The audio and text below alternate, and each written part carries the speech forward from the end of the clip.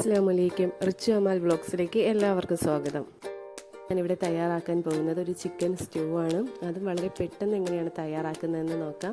ആദ്യം ഒരു കുക്കർ അടുപ്പിലേക്ക് വെച്ച് അതിലേക്ക് വെളിച്ചെണ്ണ ഒഴിച്ചു കൊടുക്കുക.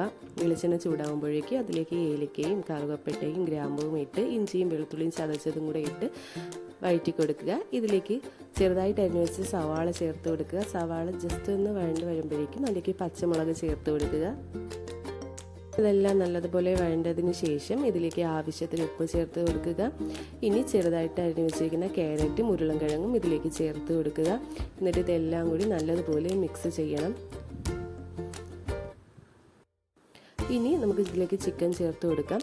ചിക്കനും ചേർത്ത് ഇതെല്ലാം വെജിറ്റബിൾസും ചിക്കനും ഒക്കെ നല്ലതുപോലെ മിക്സ് ചെയ്ത് കൊടുക്കുക.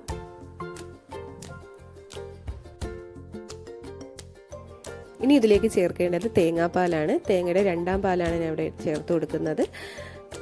തേങ്ങാപ്പാലും ചേർത്ത് മിക്സ് ചെയ്തതിന് ശേഷം കുക്കർ അടച്ച് വേവിക്കാൻ വെക്കുക. ഞാനിപ്പോൾ ഇവിടെ 3 വിസിലായപ്പോഴത്തേക്കും തീ ഓഫ് ചെയ്തിട്ടുണ്ട്. അതായപ്പോൾ ഇവിടെ ചിക്കനൊക്കെ നല്ലതുപോലെ വെന്തിട്ടുണ്ട്. ഇനി സ്റ്റൗ ഓണാക്കിയതിന് ശേഷം തേങ്ങയുടെ 1ാം പാല് ചേർത്ത് കൊടുക്കുക.